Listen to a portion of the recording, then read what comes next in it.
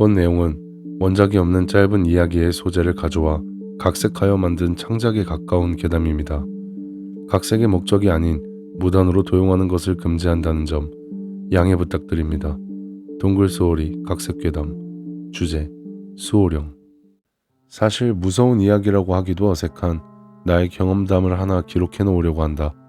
다들 어렸던 시절부터 성인이 되기까지 꿈을 꾸어본 적이 당연히 한 번씩은 있을 텐데, 하지만 나는 다른 사람들보다 꿈을 적게 꾸었기 때문에 한 번 꿈을 꾸고 나면 여운이 길게 남아 하루의 기분에도 영향이 미칠 만큼 선명하게 기억을 했다. 그렇기 때문에 어린 시절부터 잠을 제대로 자지 못했던 것 같다. 예를 들면 하늘을 날아다니는 꿈이나 누군가가 쫓아오는 꿈, 또는 아주 어두운 공간에 혼자 있는 꿈, 높은 곳에서 떨어지는 꿈 같은 것들이었다. 맨 처음으로 나를 크게 괴롭혔던 꿈은 내가 중학교 3학년 때였는데, 학교에서 일찍 집으로 돌아와 낮잠을 자려고 주방에서 물을 한 컵 마시고 내 방의 침대로 올라가 누워 눈을 감고 있었다. 분명히 나는 잠에 들지 않았었지만 이상하게도 눈을 뜰 수 없었고, 당연히 입도 손도 발도 모두 움직이지 않아 갑자기 큰 공포감이 몰려와서 어떻게든 소리를 지르거나 몸을 움직이기 위해 필사적으로 노력하고 있었는데, 문득 그때 그렇게 생각했었던 것 같다. 나 지금 가위에 물린 거구나. 한참을 버둥거리며 소리를 지르려고 안간힘을 써댔지만 그저 물속에서 물고기가 호흡을 하기 위해 입을 열듯이 그 정도의 수준밖에는 움직여지지 않았고, 여전히 몸은 돌처럼 굳어 있었다. 내 옆에서는 이상하게도 어린 아이들의 웃음소리가 맴돌듯이 계속 들려왔는데, 사실 귀에다 대고 속삭이는 건지 머리에서 울리는 건지 도저히 알 방법이 없었다.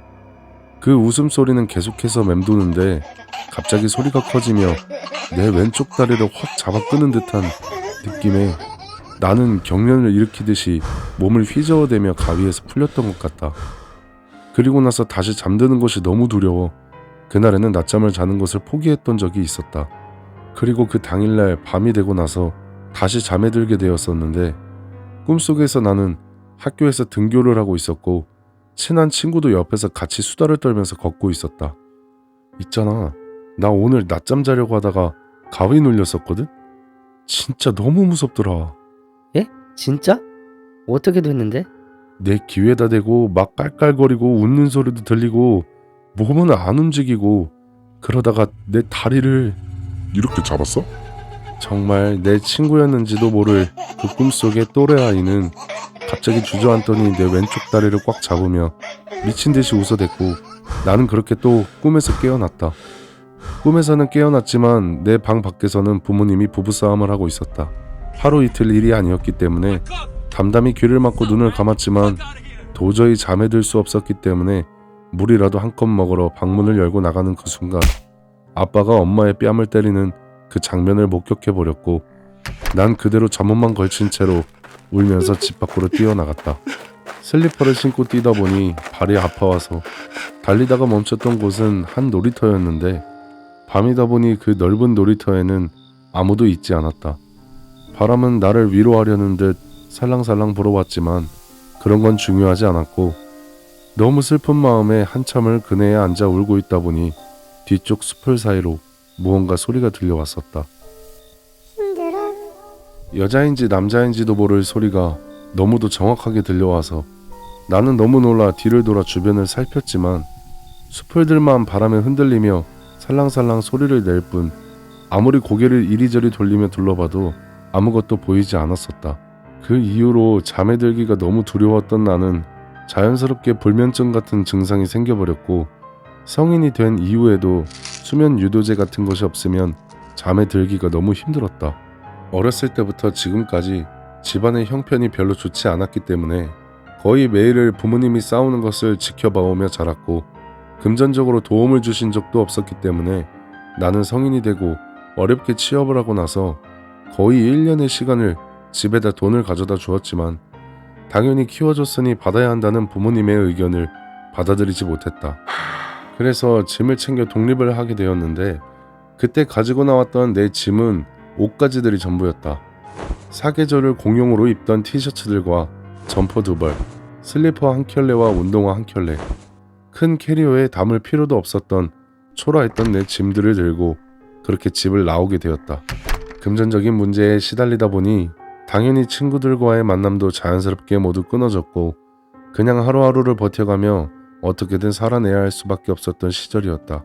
중학생 때의 기억도 가물가물 잊혀져 갈 때쯤에 음식을 제대로 챙겨 먹지 못하고 고된 일을 하다 보니 과로가 찾아왔고 그날에는 겨우겨우 회사에 연락을 해서 병가 처리를 한 후에 집에 누워있던 날이었다. 병원에 가야 했지만 돈이 아까워 갈 수 없었다. 식은땀이 줄줄 흘렀지만 그냥 바닥에 이불 위에 누워 끙끙 앓아대고만 있었다. 지겹다. 그렇게 체력이 다 떨어져 거의 기절하는 수준으로 정신을 놓고 있을 때쯤에 갑자기 몸이 굳어버린 듯이 움직여지지 않았다. 가위였다. 예전에 힘들었던 기억이 떠올라 두려운 마음에 나는 다시 발버둥 쳐보려 했지만 소용없었고 차라리 이대로 죽어버리는 것도 나쁘지 않을 거라는 생각을 하고 있었던 와중에 내 머리 위 벽 쪽의 어딘가에서 소리가 들려왔다. 힘들어? 문득 중학교 때 집에서 뛰쳐나와 놀이터에서 엉엉 울어대던 나에게 들렸던 그때의 그 목소리가 기억이 났다. 이건 귀신일까? 아니면 그냥 나의 망상일까? 힘들어. 아무런 의미도 없다는 걸 알고 있었지만 그냥 그렇게 내 의지와 상관없이 대답을 하고 나서 나는 무언가 갑자기 조금씩 편안해지는 느낌을 받으며 잠에 들었고 다음날에 생각보다 개운하게 잠에서 깨어나 다시 일을 나갔던 기억이 있었다. 그렇게 조금은 희망을 가지고 살아가던 어느 날 미안합니다. 경기가 어려워져서 저희도 별 수 없이. 그렇다. 나는 권고사직을 당했고 별 수 없이 다른 직장을 구할 수밖에 없었다. 회사에서 3년을 일했지만 직급이 말단이었던 나는 별다른 방도가 없었기 때문에 그렇게 그 직장에서 나왔어야 했고 다시 열심히 취업 준비를 해보자 마음을 먹었다.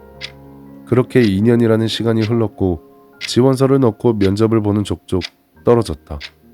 마지막으로 최종 면접에서 떨어진 나는 아르바이트를 하며 어렵게 생활을 이어가고 있었고 이렇게 살다간 내 삶과 또 나에게 있어서 미래는 절대 없을 거라는 생각에 나쁜 생각을 했다. 매일을 술을 먹지 않으면 잠에 들 수가 없었고 매일을 지쳐 쓰러지는 일이 빈번했다. 지겨웠다. 그렇게 언제부터 있었는지 모르는 밧줄을 천장의 쇠 봉에 묶어놓고 소주를 병째로 들이켰다. 술을 그렇게 먹었지만 막상 내 인생을 마무리해야 한다는 생각이 드니 몸을 가누지는 못해도 정신은 점점 멀쩡해지는 느낌이 들었다. 내가 살아가는 나만의 삶인데 아무것도 내 맘대로 되지 않는 이 인생이 지겨웠다. 의자를 밟고 올라섰고 밧줄을 내 목에 걸고 나서 눈을 감았다. 내 심장이 뛰는 소리가 온 방으로 퍼져나가는 것 같았다. 이대로 실패하면 정말 나는 내 스스로의 죽음조차도 내 맘대로 결정하지 못하는 진짜로 한심한 놈이 된다 생각하며 의자에서 발을 떼려는 그 순간 힘들어? 빌어먹을 그 소리는 항상 내가 정말 힘들 때만 들려왔다. 정말 내 정신에 문제가 있는 걸까? 하지만 잠깐 용기를 내어 의자에서 발을 떼려 했던 이 순간이 갑자기 두렵고 무서워졌다. 죽고 나면 내 시체는? 장례식은? 또 지금까지 꾸역꾸역 버텨왔던 내 인생들은 어떻게 되는 걸까? 나는 그 질문에 대해 대답을 안 할 수가 없었다. 나 힘들어. 어차피 대답은 들려오지 않을 테지만 나는 대답했다. 밧줄을 목에서 걷어내고 의자에서 내려와 바닥에 주저앉고 나니 눈물이 줄줄 쏟아졌다. 그렇게 소리내어 울고 있는 그때 이제 괜찮아. 너무 놀랐다.